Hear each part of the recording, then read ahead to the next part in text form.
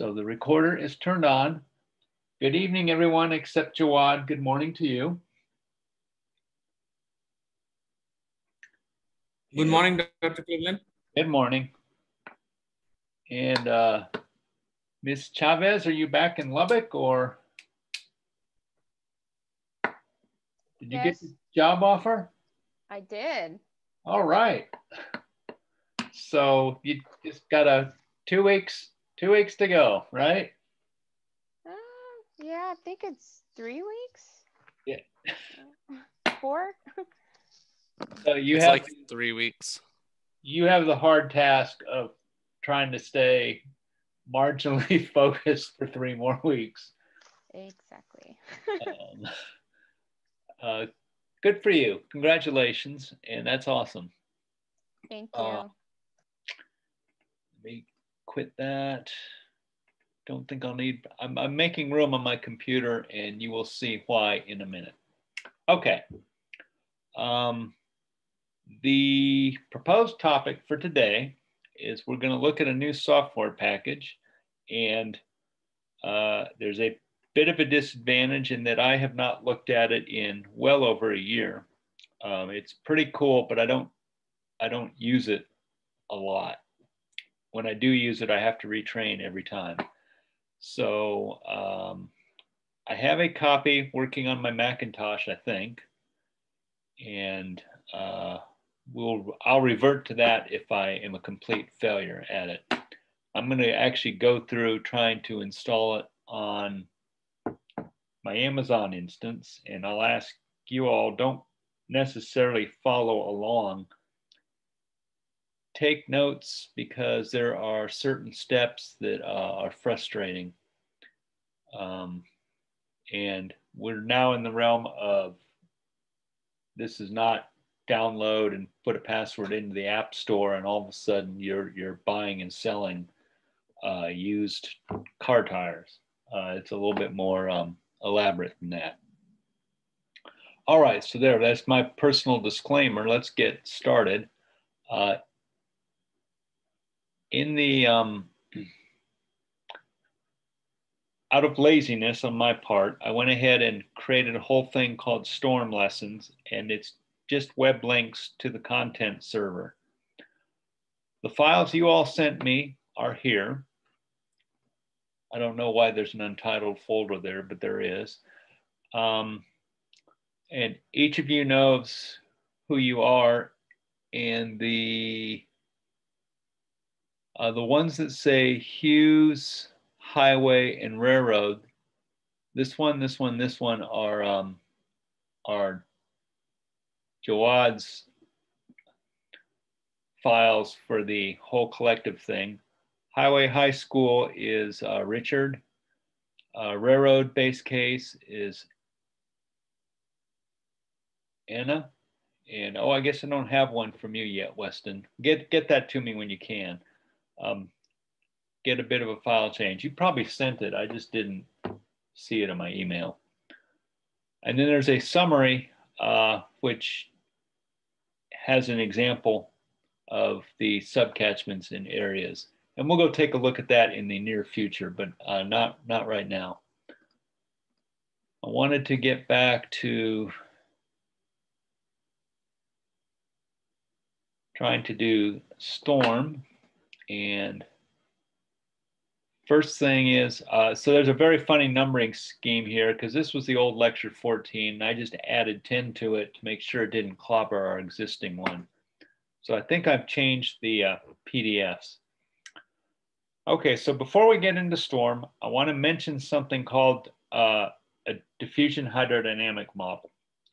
So what we've been doing up to this point, when we were pretending to do two-dimensional models, is we were playing a little bit of a trick. But it is possible to define a computational cell that has a y direction and an x direction, and assume a hydrostatic pressure distribution, constant density, and a planar dimension in the xy plane. This delta y and this delta x are quite a bit larger than the vertical depth. And one approach to that is to perform the necessary calculus, as you see here. I guess I look stupid with my hat on. I just got back from a walk right before class. And if we perform the necessary calculus, we would get on the back cell face, whatever the flow in the x direction is, minus the variation in x, moving back half a cell, forward half a cell, left half a cell, right half a cell, and apply continuity. Within the cell, we would compute an average flow depth. And when we get done, we would have the following result. Is that the change in the x component of flux, the q sub x, plus the change in the y component of flux, q sub y, plus whatever the change in the water depth in the cell is, would be equal to 0. And if there was a sink term, then there's the plus or minus sink. So this is not much different than the balance equation we had before when we introduced our St. Bernard equations. We can actually specify what the flux terms look like, and then we would consider momentum. And our momentum equation is a little bit more elaborate than before, but again arrived at the same way. We have the local acceleration in the x direction and y direction. We have convective terms, and you notice that these two are squared. It's q sub x, q sub x. And then we have the cross term, which we don't have in the quasi two-dimensional flow that we've been playing with. So what this term allows is that a flow in the x direction can cause a momentum change in the y direction. And it's initially weird at first because it's quite foreign to us, not in real life, but in our way of thinking it mathematically. But you could imagine, one way I try to explain it, imagine a glancing blow on a pool table.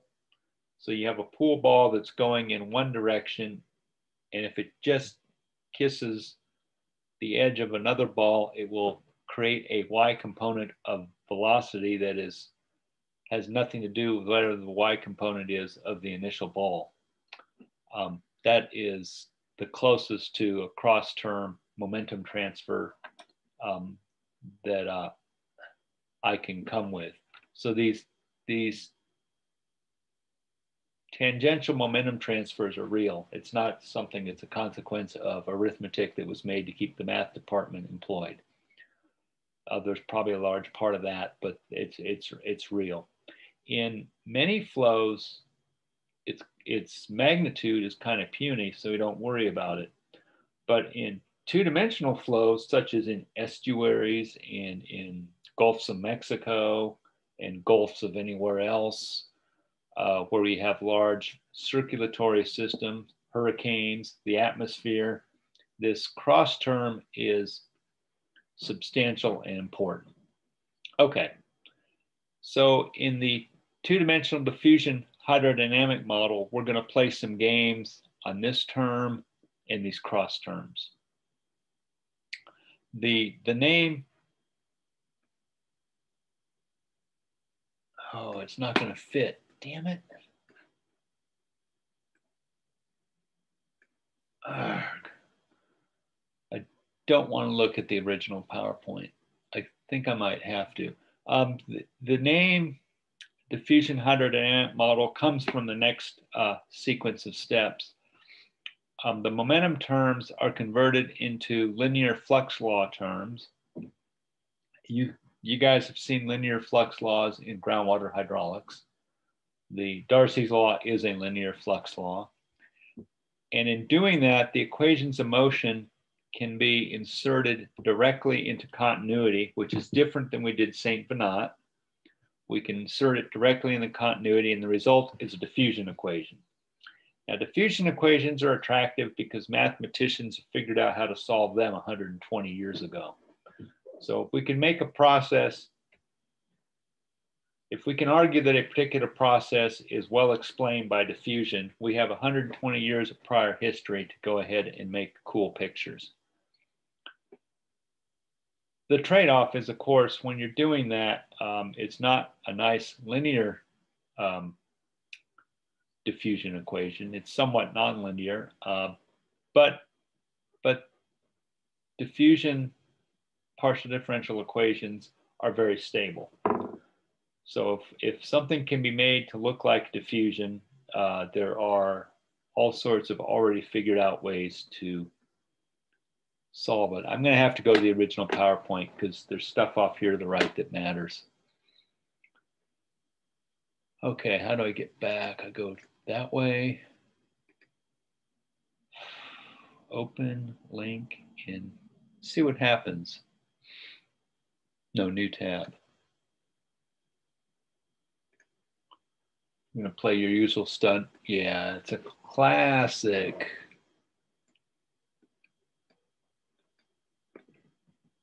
Where was I? Dang it. Oh, everything breaks when you don't want it to. Not there, not there. Yeah, we're right there.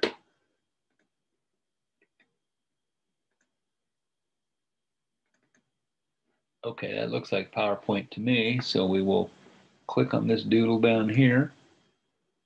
There we go. Oh, my bad. There's no equations there.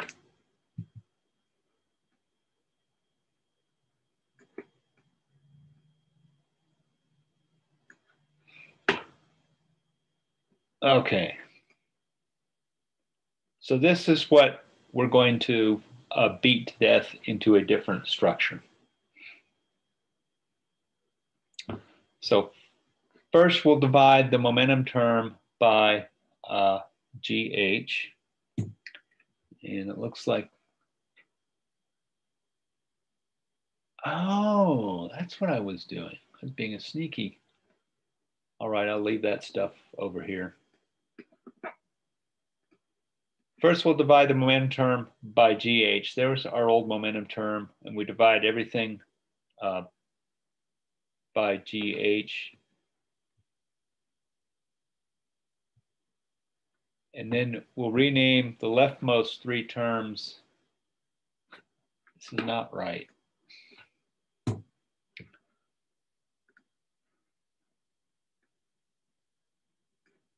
Do not understand what happens. Okay, so we started here. We divided everything by GH, and we get to this blue box.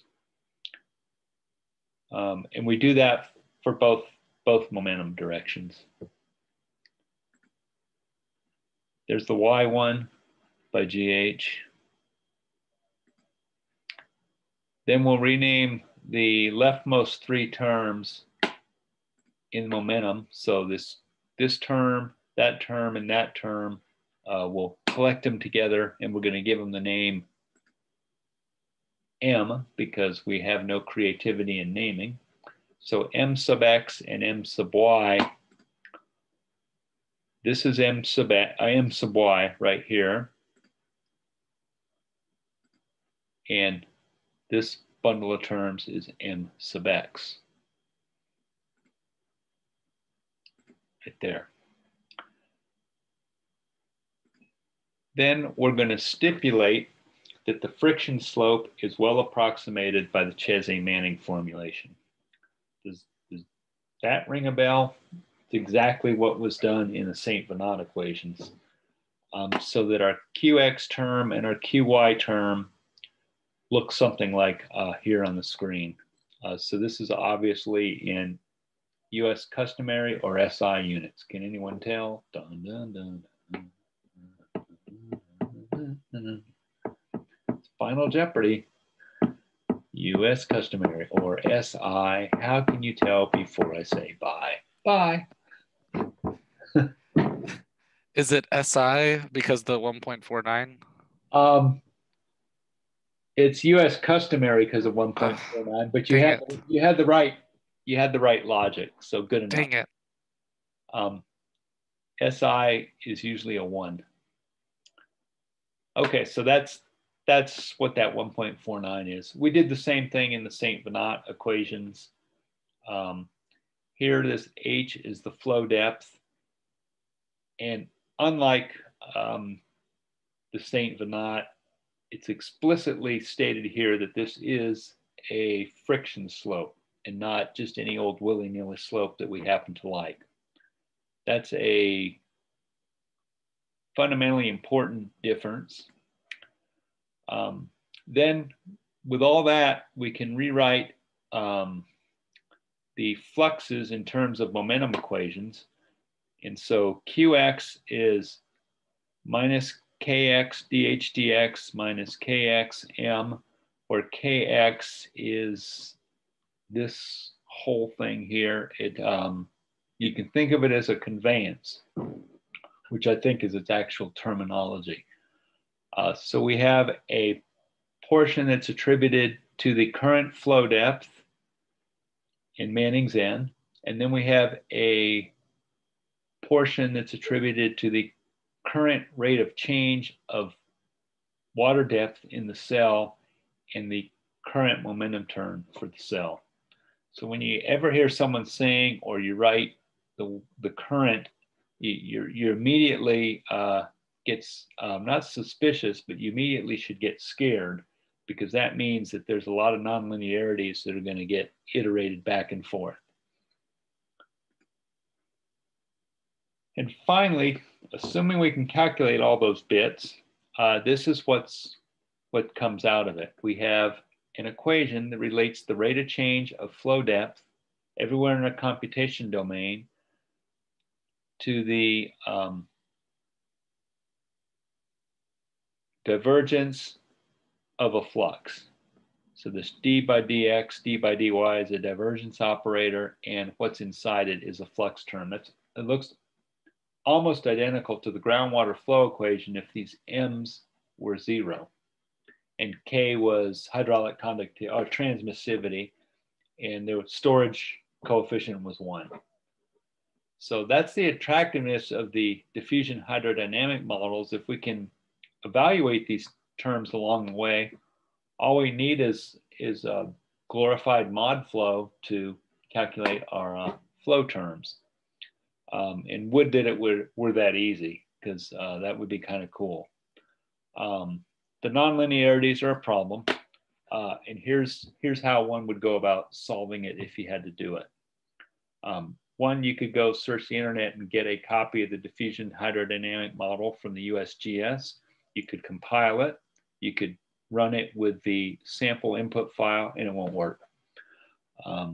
There's something broken about it, and they no longer maintain it because there's other fancier ways to do stuff.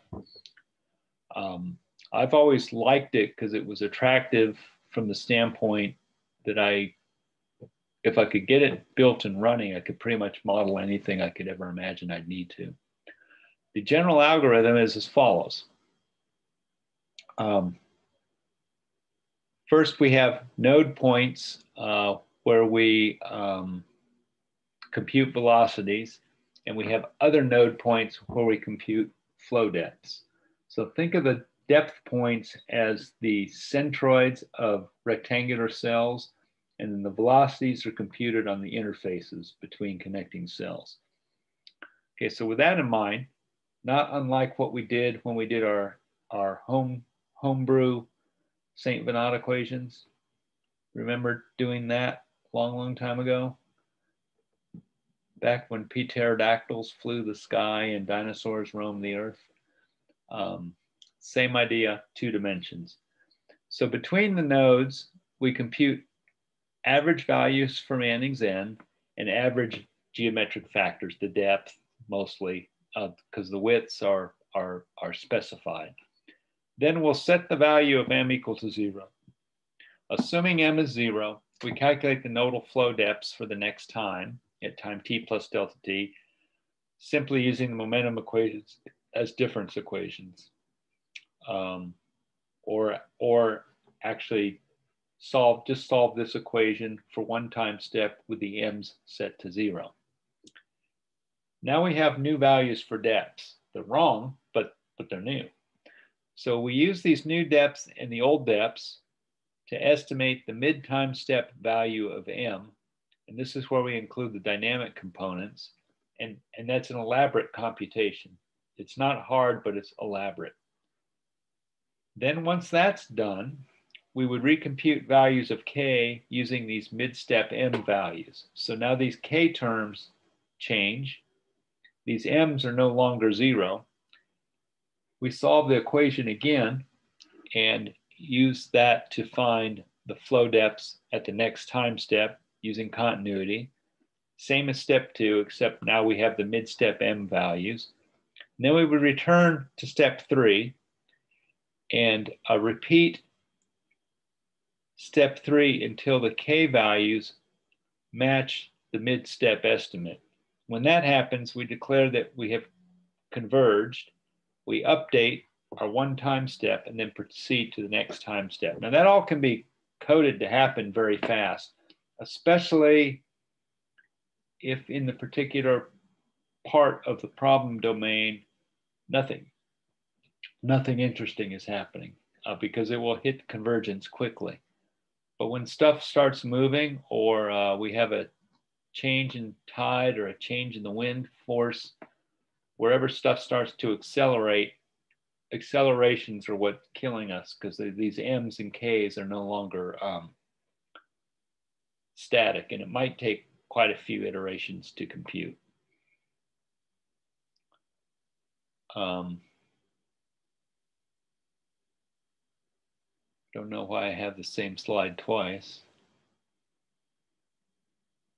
The grid system itself is complicated looking because there's a grid of depth nodes. That's easy to manage. There's a grid of discharge in the x direction nodes and a grid of discharge in the y direction nodes. So here's a hand drawing of the multiple grids that are involved. So the dots are representing the values of depth in your computation domain, and it extends to the right and up far. This line here and that line there with these hash marks are trying to indicate some kind of boundary. So outside the boundary, we don't compute depth. There's no point. We have velocity in the x direction nodes are indicated by the x's, and so they correspond to these faces right here, and there actually should be a whole row down here. And then the triangle, the diamonds are representing the y components of velocity. So you notice that there are y components of velocity shown here to the left of this boundary. And that's because we need to average between the two so that we can model any flow along the boundary. Similarly with the x, there should be another row down here to handle flow right at the boundary. So there's 3 grids there. You have 3 grids that are staggered with respect to one another. And the difficulty comes when if we're writing our own scripts, because we have to know which grid we're operating on, where the boundary is, and how to handle the various boundary conditions. The interior part is actually pretty easy to manage. So if we zoom in on some interior point, we have this location here where we compute h, the flow depth, based on h to the left, h to the right, h above it, h below it, and the flows coming from the left, going to the right, coming from the bottom, going up.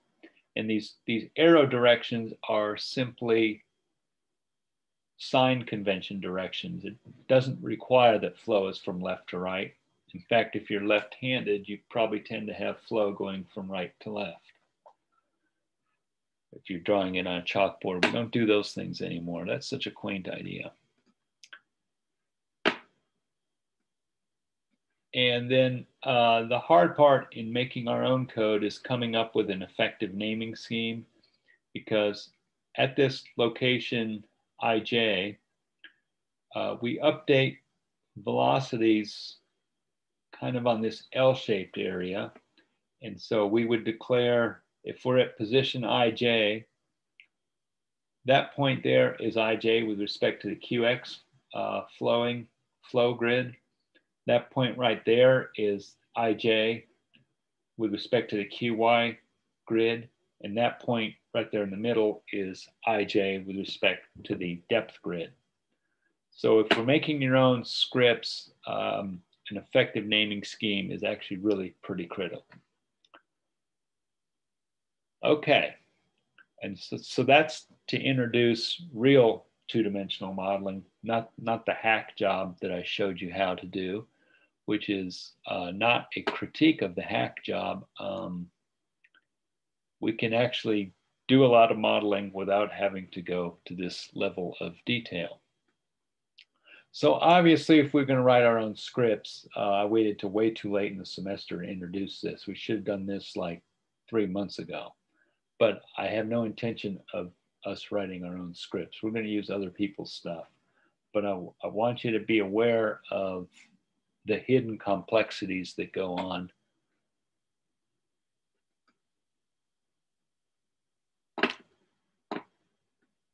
inside things. So that was our two-dimensional hydrodynamic model concepts. Next thing I want to go is into something called iRIC, and I'm going to see if, you're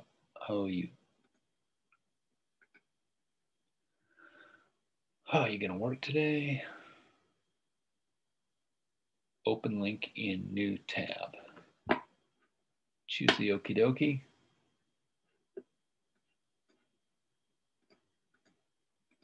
We've already done that. We're not going to do that.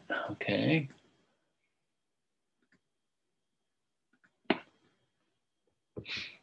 So we'll go to iRIC formally in a second. I want to see if I can actually read any of these things.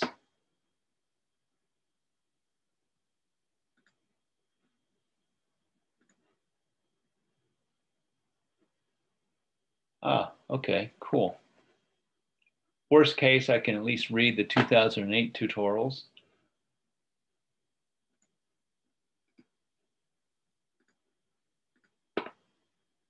And then 2011. Sweet.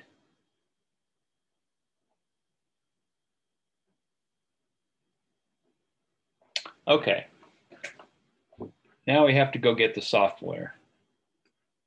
The tutorials are also available from the same place. So let's see if we can find the software source. And we will go here to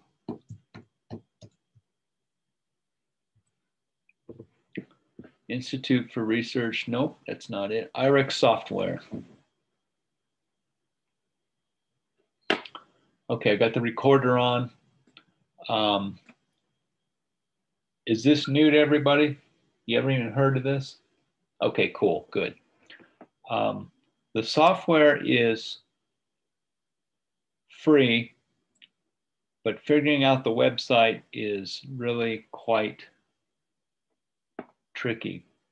What we're going to want to use is a software called Storm. Now, Storm it's now called a solver. So there's these different solver operations. Let's see what we can do with, there we go, solvers. So one solvers is called NAIS 2D, which is for simulating horizontal two-dimensional flow, sediment transport, morphological changes, blah, blah, blah, blah, blah. FastMech is flow and sediment. I've never used the SRM model. There's a lot of, I think River 2D is, I'm looking for Storm. There we go, Storm, sediment for transport and river modeling. So there's a lot of these that are all designed to interact with the iRIC computation environment, I guess. It's kind of like a Jupyter lab for multi-dimension river models. And it's specifically designed to be complicated and confusing. And they achieved it. They got a win on that. Storm is the one that I intend to use, and let's read about it. Unsteady two-dimensional unstructured grid. Because it's unstructured grid, it can provide blah, blah, blah, makes it attractive. So apparently this is the best one for handling strong spatial and temporal variability, such as that associated with flash floods, dam breaks, or other fast problems. What's the date of the error? February 4th. Okay, so I think we're not going to have a problem with that. There's a manual. And if we download the manual, nothing happens. So if I click on that doodle, we have different versions. We're going to be using, see what version 3 is. 2020, January, February, March, April. So I think this was the last one I used, version 3.0, for members only. Development manual, user manual. Okay, so you need to sign in to download these software. I'm going to simulate a sign in to see if my account is still good, and then I'll show you how to get one. Okay, so my email address should be, I'm pretty sure I used the university one.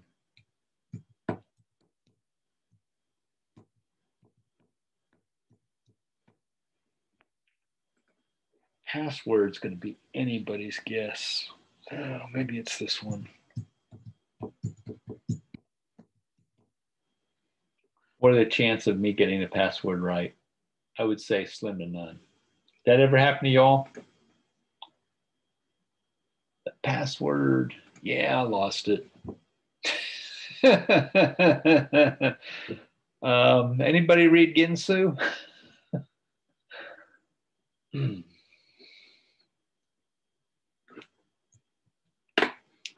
We will go to our friend Google Translate.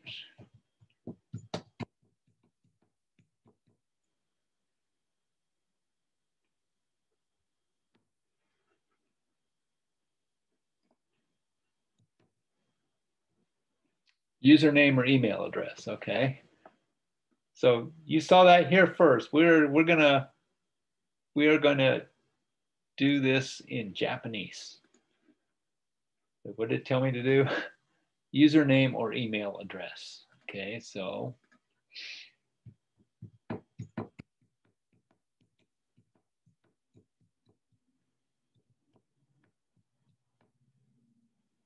I guess I click right there. Hopefully it doesn't give it to me in Japanese or I'm screwed.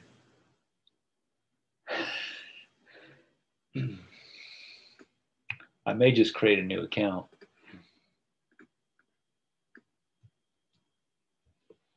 We have sent you a confirmation link by email.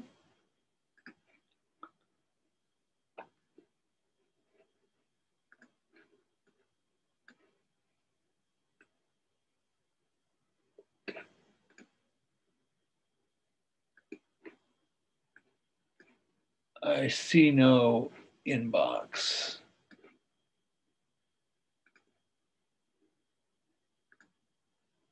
Nothing from there. Where else would it come in?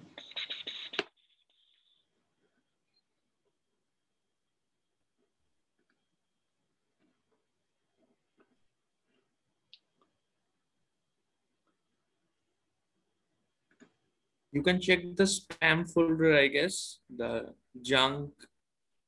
Yeah, we'll get to that.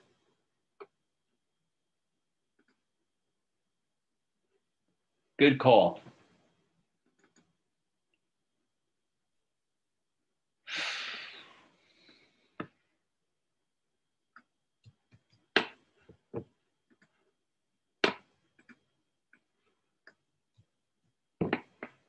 Someone's requested a password. To reset your password, visit. That must be the link. Is anyone else? Let's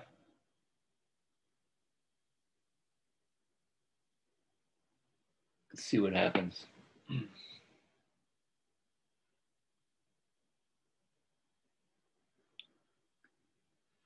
I bet you that is Japanese for password. You're all good sports. Anna's just laughing her. Okay, new password. Password reset for the following account. New password. Okay, so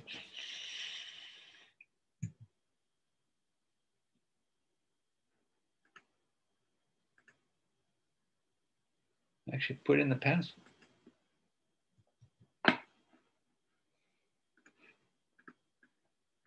It'd be a whole lot easier in English. Okay, so that symbol is password. What is this symbol?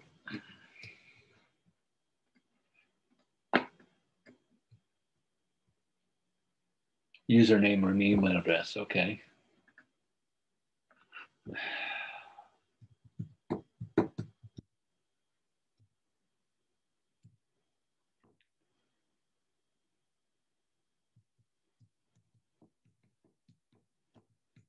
I have a stinking feeling that it's not about to work.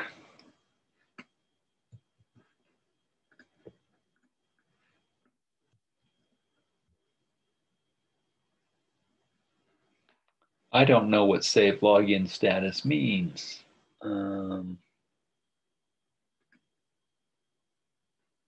it's just told me your password couldn't be reset. Piece of junk.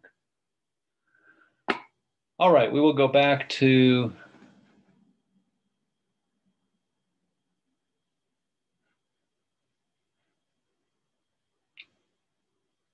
see, it says we can get it in English or Japanese, but we want to be in English. Okay, sign up for free. Sign in. Username or email address.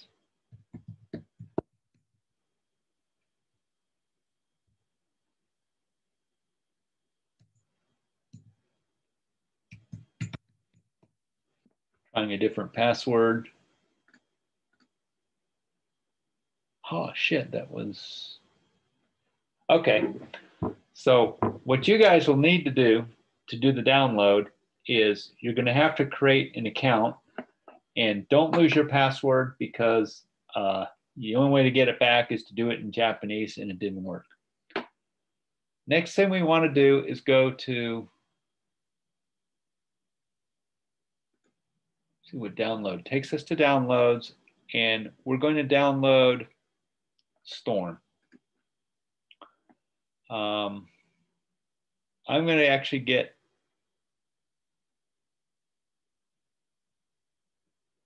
solver manual. Okie doke. Example documentation. I've got all this stuff already, and then I need iRIC version 3. This is the iRIC installer for the newest version. Bug related, the mapping order for Polygon. This is March. So this one here, I know works.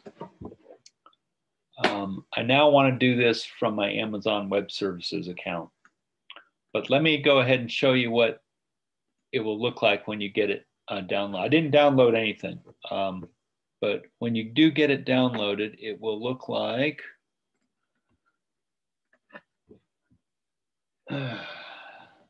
we'll be doing a few of these lessons like this. I apologize for that, but weird software is okay. Request for money. Hopefully I remember the password in this. So this is running on my Macintosh. So this is a Windows 10 instance. And I want to try to get this to do it in Amazon, but I'm not going to waste your guys' time just yet on doing that.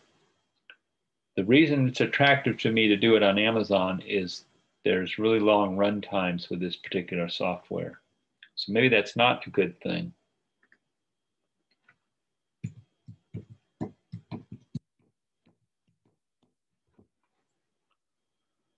Okay. I'm going to go try to grab something that's already built. So I've installed this on this thing. So this is what, do I want to risk doing that? It's so tempting to trust that they have their shit together, but we're going to just ignore it. So I'm going to open a recent project. Hopefully this works. Project file does not exist. Oh, that's right. Microsoft needs to make its money. So first I have to endure the Teams install, which slows everything down.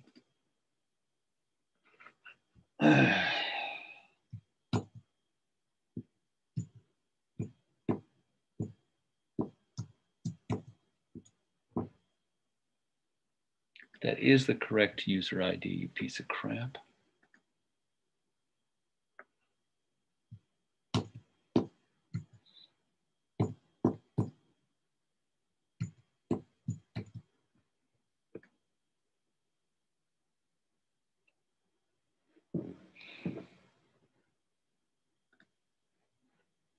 Okay, so let's try this all over again. I want to open an existing project, so now I have to find one. Oh, wow, what a mess. I am going to guess that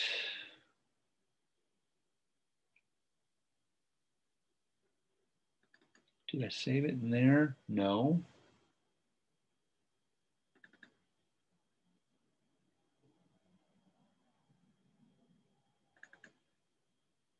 Nope.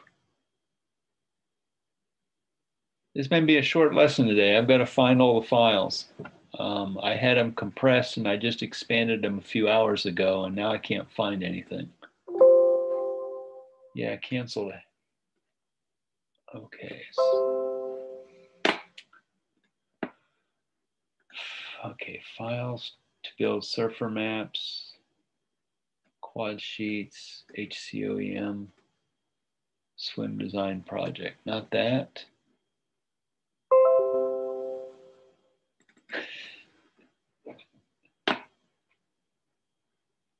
iRIC files, empty. That is a problem.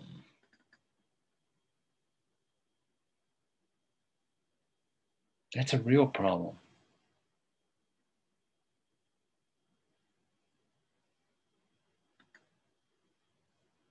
I'm going to do some homework. I'll have my shit together for Wednesday, and we're going to work on the Green River. So your guys' task is to get a copy of iRIC in the Storm.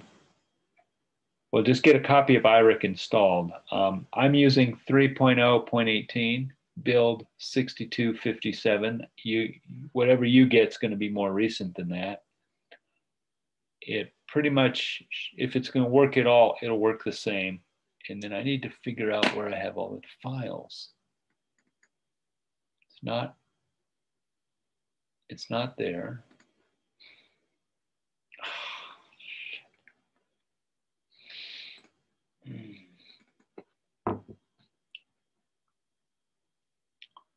And the virtual machine is now deciding to take a nap. See the little nap symbol. Now it's going to wake up again, going to make me log in again. It's going to have to reconnect the Teams. It didn't used to be this complicated 10 years ago. But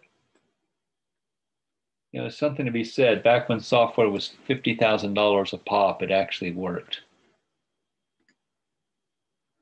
Okay, so what are my software installers?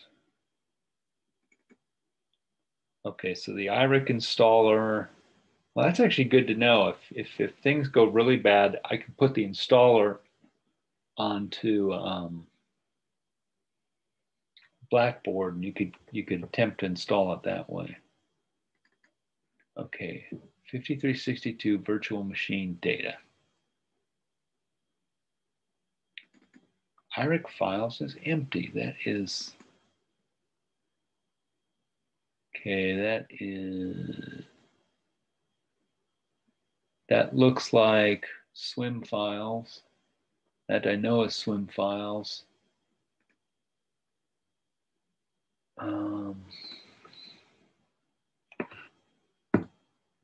See if I can find a topo file.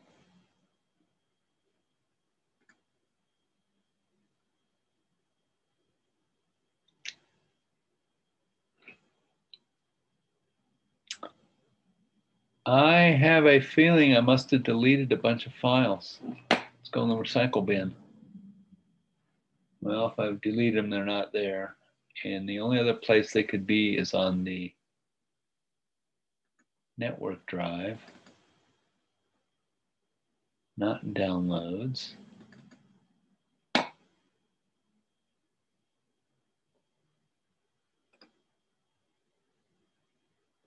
Oh, well, sorry.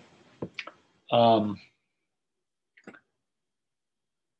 we will pick this up again next time because I've got to find the files. I don't particularly want to try to do it from scratch while you're all watching. I've got them somewhere. What I'll need you to have installed is the iRIC software. And when you first load it up, it does this. And as of right now, we don't have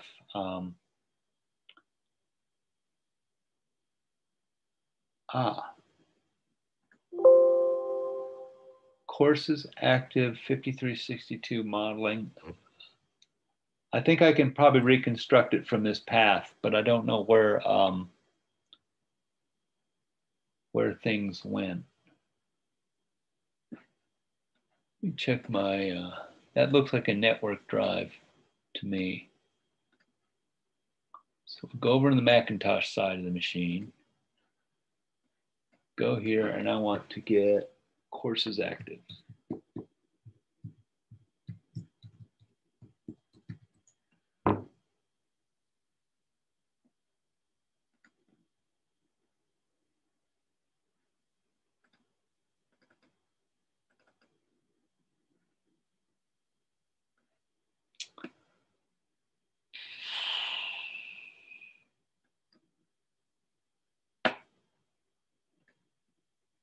It's empty. Oh, that's a shame.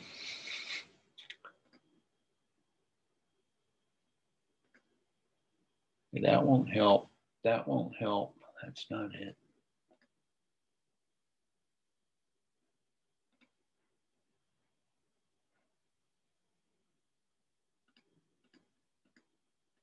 Well, I've got a, let me make a note. I've got a big file search. It's going to take hours. I'm going to let the computer work on it tonight. So find iRIC files.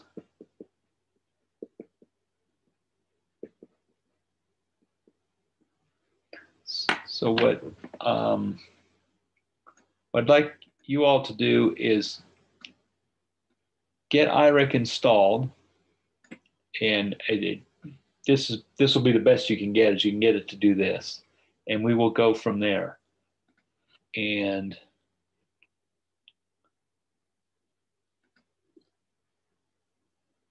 if I can find any of the, yeah, that's the solvers, big deal.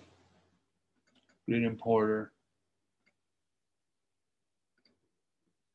Okay, that's my user account. Nothing there.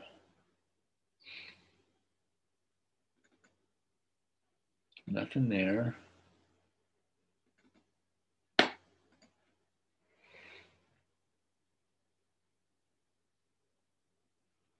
documents.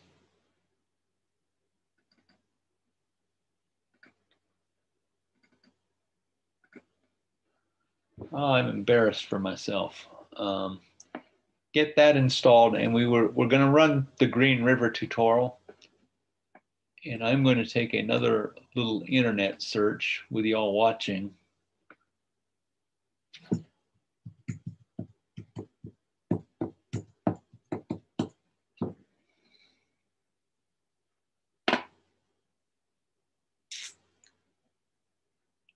Okay, teaching, content repository. So the links won't work, but if they exist, yeah, 2020, 424.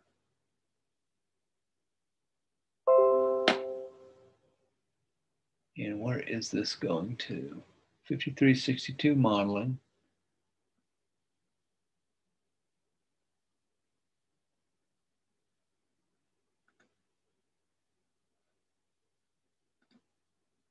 This is all screwed up.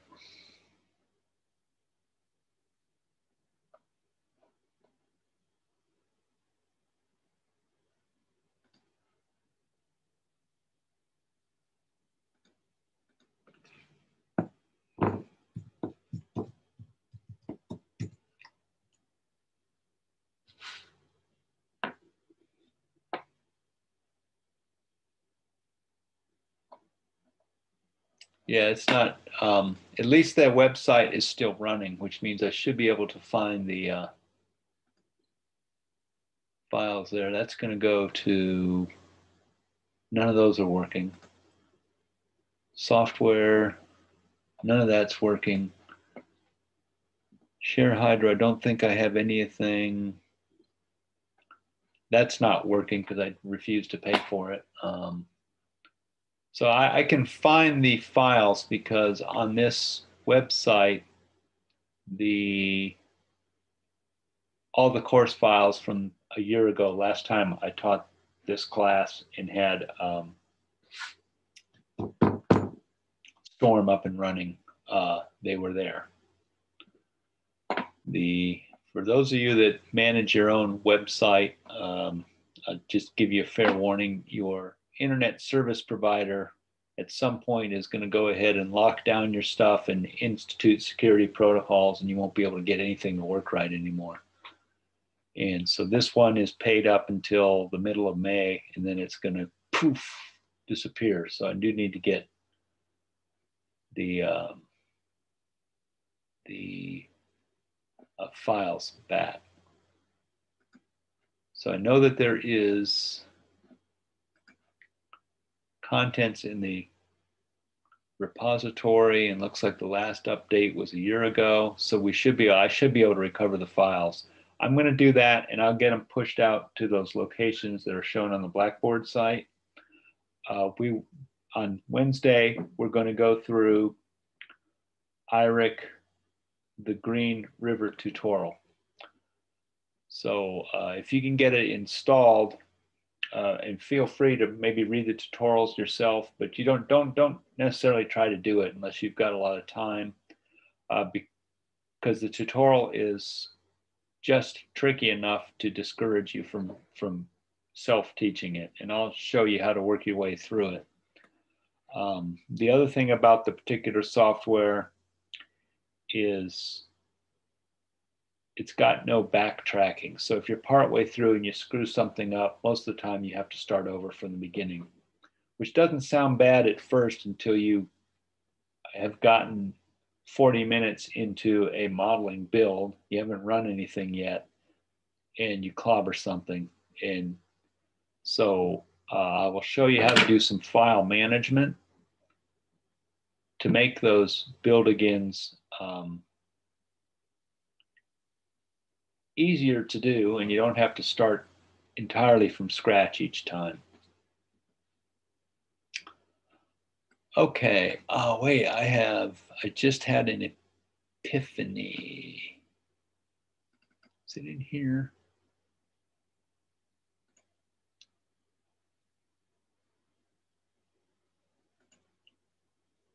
No.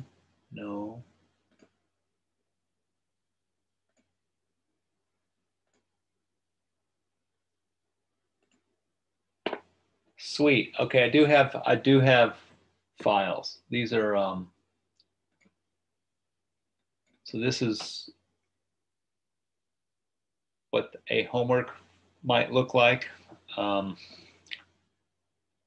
And we have to do the Green River example before I could give you this homework. But we'll do an example of a actual research model and produce pretty pictures. Okay, so that actually makes me feel good because it means at least I have those data. So maybe that would mean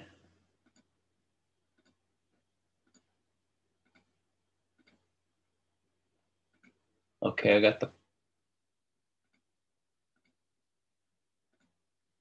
that's empty.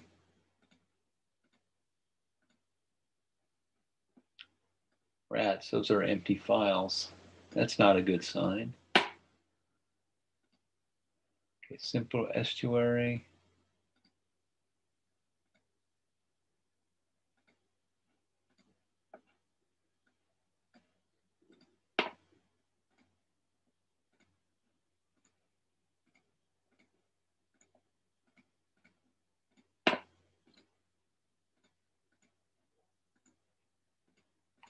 Yeah, a lot of stuff has gotten lost somehow. And we're not going to do Lattice-Boltzmann model this semester. We're not going to do environmental fluid, EFD, environmental fluid dynamics model. For the simple reason I couldn't get them to work right.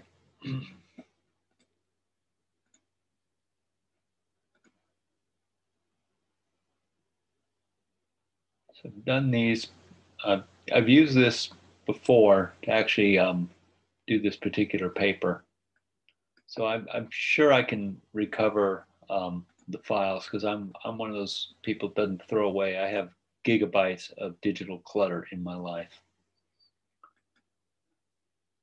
So it is here somewhere. It's not a virtual machine. Oh, I could maybe reconstruct it from that virtual machine if I have to. Okay, I will find at least the Green River files and get them installed and put onto the content server so that we can access them and use them. So your task for Wednesday is to go ahead and attempt to install iRIC, and the version that I'd like you to install is 3.0.18 or newer. So 3.1, 3.2, whatever. And with that, we will go ahead and start building models. I'm going to use this virtual machine on my computer for the time being until I can figure out if I can get it to work on Amazon Web Services. The reason being is I just remembered that these simulations, they take 25 and 30 minutes to run. And on Amazon, if I only have 35 minutes of burst capacity, I basically can do one simulation a day at my current paying rate, which should not be a limitation for if you do this professionally, because if you have to do these kind of models, you just simply pay Amazon more for the month that you need them to run. But I have an account that I have a very low, I have a low payment tier, and so what I get out of that is it doesn't cost me very much to do all my Amazon stuff and all the web, everything that y'all are downloading. That's quite cheap. But if I actually have to do a lot of computation, I would need to log in and actually change my my payment structure. Because right now they let me pay as I go, which is pretty nice. But if I'm going to actually tie up 35 hours worth of compute cycles, they want to be paid in advance for that. And I don't blame them. I mean, it's their business model. So I will be using this thing here. So I'm going to go ahead and find the find the missing data files. I don't know why they're gone, but you're seeing insanity right now because I keep clicking on something, hoping that one of these times it's actually going to work. And that's the definition of insanity, to do the same thing over and over again, expecting a different result.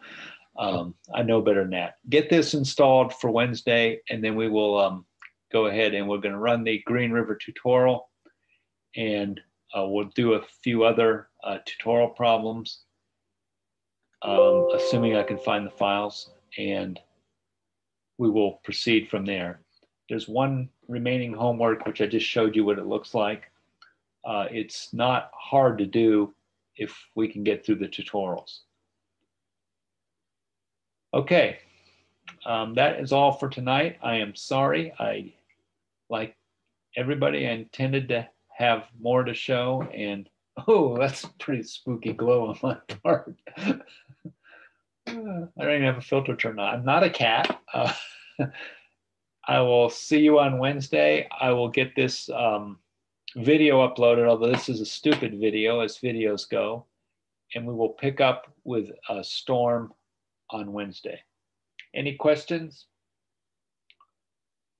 Do you remember the URL iRIC, and you want the iRIC River software link? You will find this frustrating, but also pretty cool, because we're going to do real multidimensional modeling, good old computational fluid mechanics. And we have the advantage, being civil and environmental engineers, of not having a damn idea of what we're doing. So it's just pretty cool. And a lot of your intuition that you developed already is useful in these multidimensional models. Water doesn't go uphill. It doesn't go into circles unless there's something making it go into circles. And so the obstructions, as civil engineers, we look for the obstructions that explain the circulation that we see in our simulations. Okay, so I will see you on Wednesday. I am done. Bye-bye, everybody. Have a good evening. And sorry that I didn't have everything together the way I thought I would. I really thought the data were there, so I didn't worry about it over the weekend. My bad. But I want to thank everyone for sending their files. I have not run them yet. I'm going to do that at some point in the next few days. I expect they'll run, and then we'll finish off the semester with this 2D modeling software, and treat it as an introduction to modern professional software. And in practice, you're going to want to take a short course offered by the software vendor. The stuff's really complicated. You know, there's only one person I know of who was able to teach himself from scratch, and that was iRIC, and that was because I told him what to do and helped him download it. And I've taught myself this stuff, so that makes two people in the world that can do it. And it doesn't happen fast. So I'm going to try to save you some time so that you, mostly so that you know how to go ahead and get software you don't know what it does, and at least get a working knowledge of how to operate it. All right, everyone. Bye-bye. Have a good evening. I will see you Wednesday. And congratulations on your job, Anna. Congratulations on your marriage. And congratulations to the rest of you all. Hopefully you have good stuff happening in your life too. I replanted a cactus today. That was my huge contribution to humanity. It's a really cool cactus. Its name is Spike. Spike's about to bloom. So Spike is actually a girl. I'm assuming cactuses have sexes, male, female. So she's about to have her yellow blooms. And she's really pretty when she blooms. I'll take a picture and share it. And then I just replanted a horse crippler, a real horse crippler, and that one's named Captain Hook because the spikes on it are big hooks. So those are my